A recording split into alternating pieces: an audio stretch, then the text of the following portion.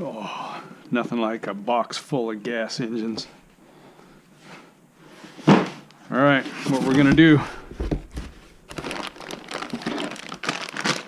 we're gonna put that in that. Let's see. There. Fits like a charm. Oh wait, you're right. Much better. All right, so we're going to talk about the gasser. Yes, the gasser is back on the build table. No, the Boat Shop 2.0 is not yet ready. In fact, new name, the Boat Barn. You'll see. It looks like an old barn was the idea anyway, because I didn't want something that looked like everybody else's pole barn. So we used some real old looking material on the outside, and we got some cool lights for it. Concrete is going in today. Okay, here's where we're at. Now look, we're going to build a gasser, right? We're going to build a gas version of this. It should look a lot better than this, because this one's kind of beat to death. If you've been following my videos, you know how badly beat it gets. One race left this year. Can't wait. The Gold Cup. 2 days of race and 1 day practice. Happening this weekend. Super excited. You will see video, by the way, front and rear cameras today, provided by Twisted Liquid RC Boats, sponsor of this video, sponsor of the videos to come from Chelan. Twisted Liquid RC Boats. Todd over there is a great guy. Sent me a camera and all kinds of hardware. That's why I can put 2 over there and still wear this silly thing on my head. It's going to be awesome. Oh, yes, I will provide a link. If I can figure out how, I'll put the link in this video and maybe in one of the other ones. At the very least, I'll put a link down below in the description. Click the little word that says more, and it opens up the description, and click the link. Go check out Twisted Liquid RC Boats, and he's got awesome videos. You need to go check him out. Do it now. Okay, so here's where we're at. I don't know, well, I do know that I'm not going to just publicly make these plans available this time around. I know there's 2 more motors in there. It's awesome. I'm working on it, right? Okay, I'm drawing it as we go. I have the rear section of the hull done, the main sponson runners here. This is not for the faint of heart, dude. This is grabbing a chunk of wood. You're going to cut them all out, following just my drawn patterns, okay, off of the real parts that are going in the boat.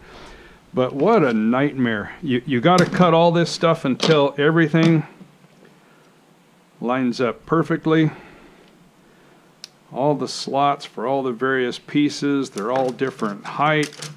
Transom, this is a thing you're going to see it and you're going to freak out. Okay, there's 2 pieces. I laminate them together. A solid rear piece, right? Middle section solid, but then I laminate the 2 together. That allows me on the second half of this, because I want 1/4 inch material there. Second half I can do cutouts here to lighten it a little bit. Plus this is where you'll see cutouts. You got to fit all this stuff. If you do this by hand, we're talking certainly on your scroll saw, but then I make these nice square slots and so on with a square file. It's a nightmare.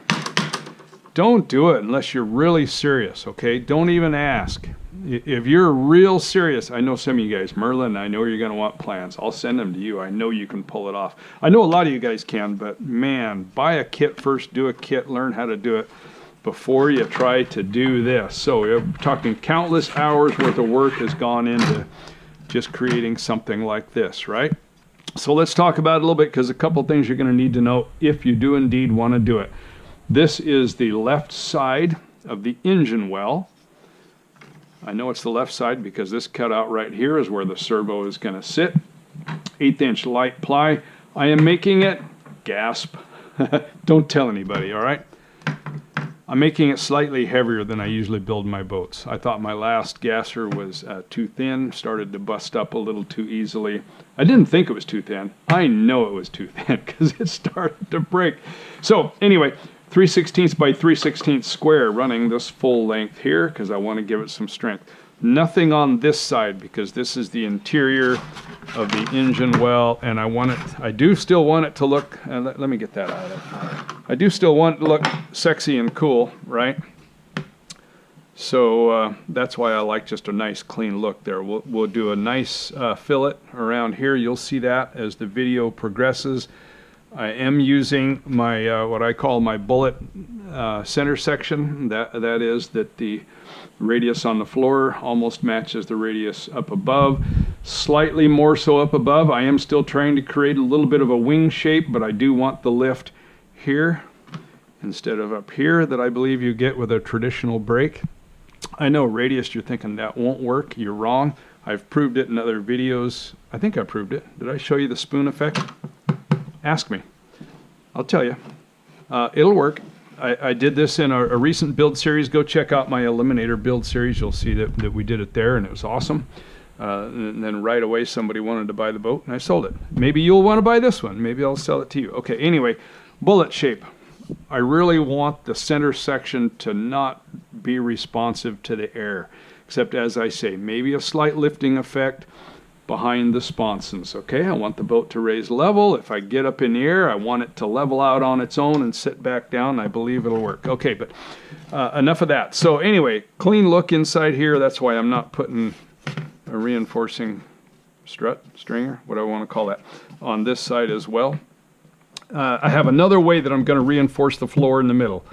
How'd that get dirty? You'll see. Well, stick around. There'll be a lot more videos, but again, if you want to build this thing, this is one of the things you're going to do. Some of this will be kind of obvious when you see these pieces in the build series. There are obvious cutouts that accept these various stringers. This one, for example, is going to live, where does this live? Here.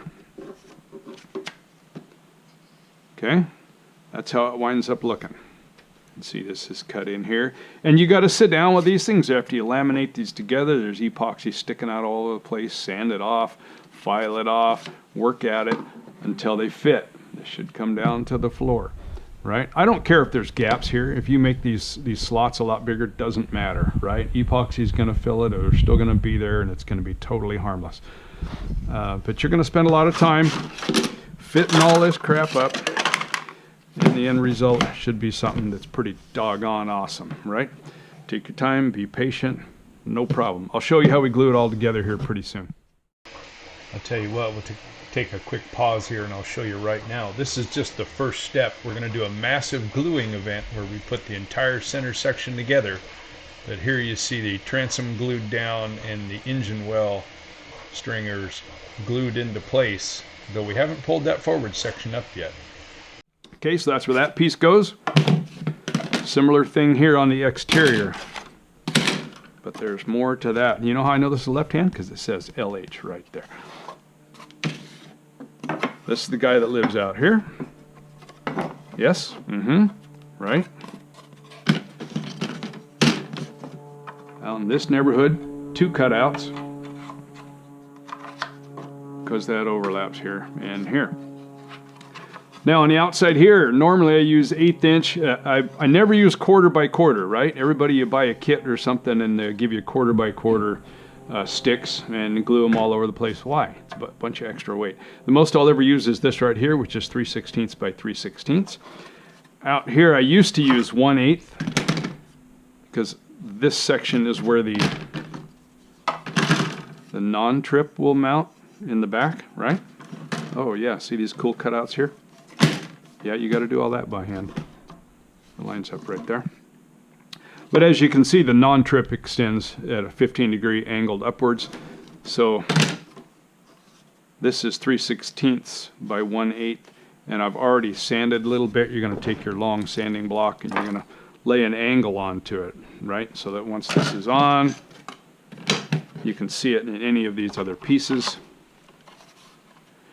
Where your floor section here is going to have to be at an angle, right? And you'll be able to finish this up because once after it's pulled off of the jig, when this guy gets glued on here, the floor winds up landing like this, and and the non-trip angles up off of that. Okay, just like pretty much any other style boat you build, this is kind of specific in its design. It's a Staudiker design originally, my design as an RC boat, but you get the idea. I don't know if you get the idea or not, but you will as time goes on if you follow my videos. So if you are indeed following it, this is how you should be looking when you get to this section here. Okay, let's show you step 2 here. Remember, we're moving fast because we got to get this all glued up before it starts to set. So we've got glue on the bottom of these pieces now, and heavy glue at the back where it attaches to the transom, and they're just kind of clipped into place to hold them there just for the moment while we get ready to set up one frame piece and then work the bull nose in. You'll see. Hang tight. Let's go to the outside. Weird little cutout here. There's a reason for that. I like to overlap things. I think it's stronger, and in this forward area where the engine sits, the bull nose mounts, and then the sponsons run way out here, right? I consider this section my strong box. I want this to be incredibly strong, so I overlap everything that I can. This does indeed overlap here. Why is that cut out thusly? It's because after these are on, in fact, let's put it on. I think that's the wrong one. No, that's the right way.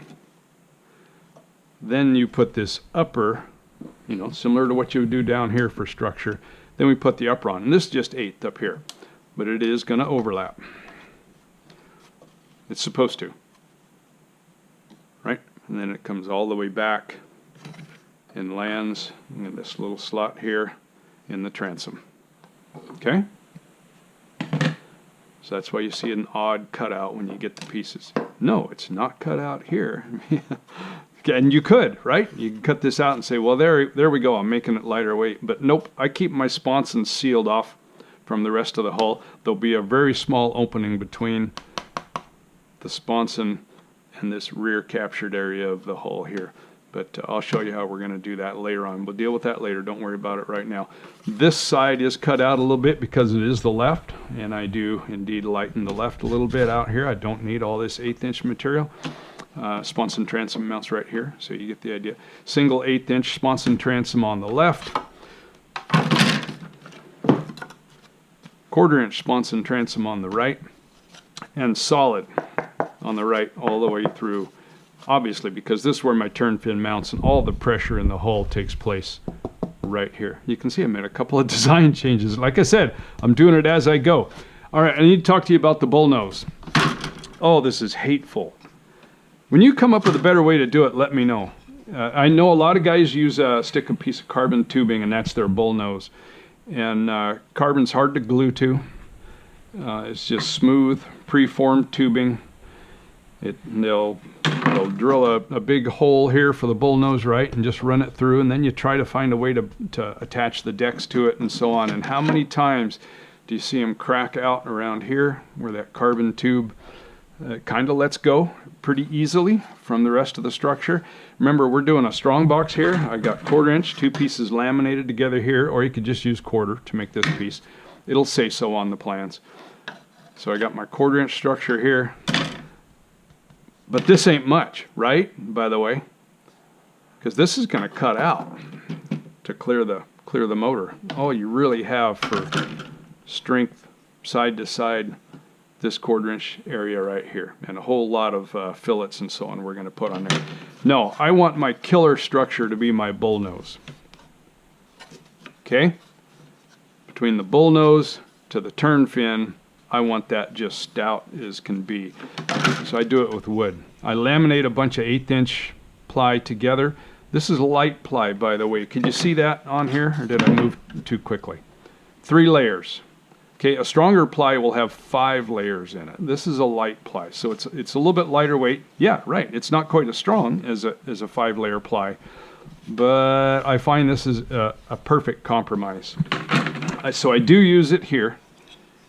And I cut a bunch of rectangular pieces, glue them all together, and then you walk over to the belt sander and you sand this thing wearing a mask. No, not for that other reason that we're not going to talk about, that I'll never wear one again, but so that you're not breathing a whole lot of this dust, right?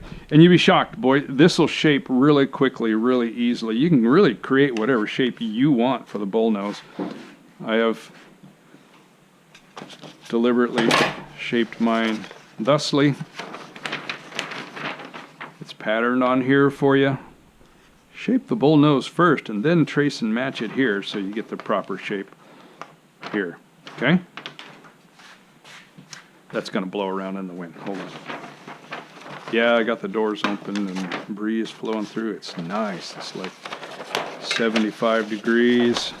It's been over 100 degrees here for so long it finally broke. Okay, so what were we talking about? Oh, and so the end of what I was talking about is you've now shaped it, right? And you're going to leave two of them long. You're going to have little tabs here. That's also on the plans right behind us there. And it weighs a ton.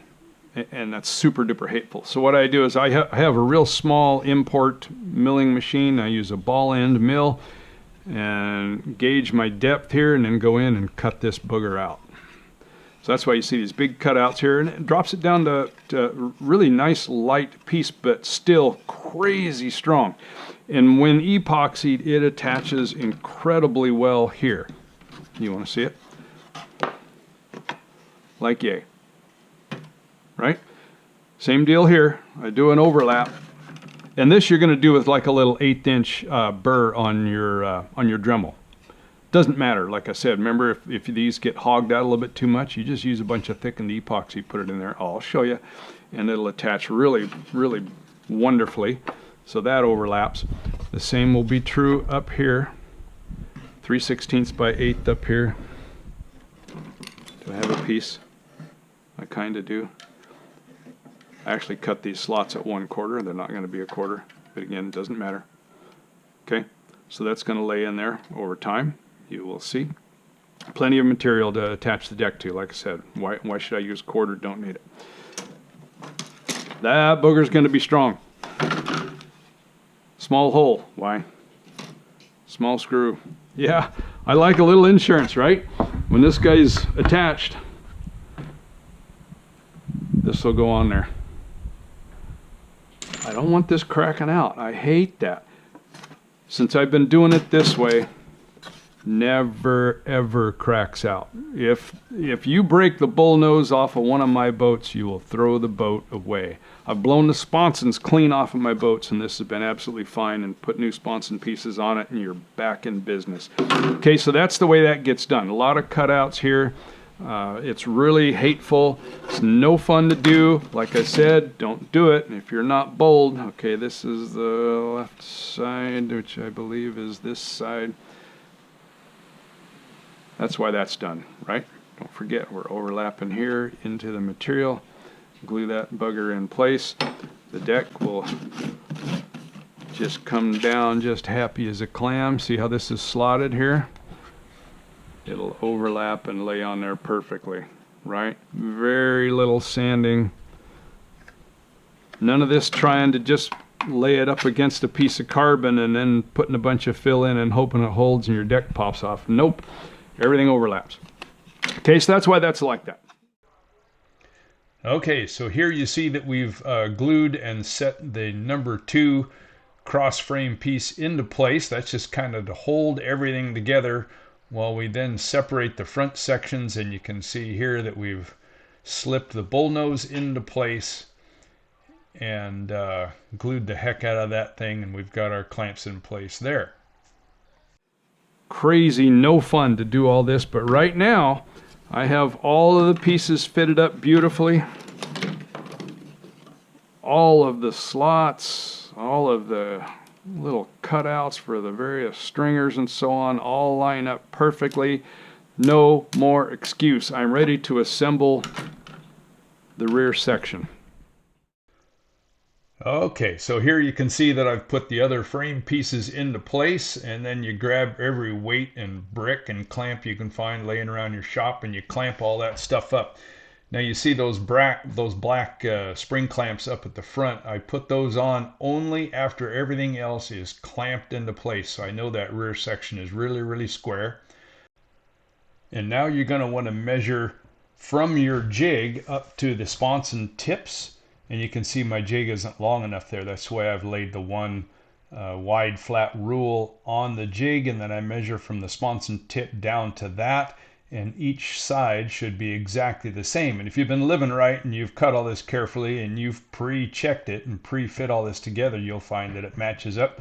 And it does. And only now you'll pull that front floor up to meet the bull nose. And to do that, I just shoved some foam rubber under there, or actually put a couple pieces of rubber fuel hose underneath there, pushed it up under, and that floor pulled right up into place like a champ. Then we're going to build sponsons, and it starts all over again. Getting a jump start. What is it? It's the MegaStroh. Yeah, it's going to look like that, only it's going to be really, really big, and it's going to run awesome, or not. And here we are. This is the next morning. Take all the weights off, and everything's looking pretty good. And now I know you want to unbolt it and remove it from the jig, but don't do it. At minimum 24 hours. Leave it there, leave it square, okay? All right, next up we're going to get to work on that sponson design. I'll show you all that stuff too, so stick around. Okay, want to build one? Drop me a message. I don't know. Twisted Liquid RC Boats. Todd, it's hard for me to say things like that. I don't have wonderful, I don't speak good. Twisted Liquid RC Boats. Great name for a YouTube channel. Great YouTube channel. Go check it out. Give him a like. Subscribe. Let's blow Todd's mind here. I'm going to blow yours by putting together a boat. You know what? You should work on yours. Go ahead and get started. Get out in your shop. Quit watching stupid videos. Go.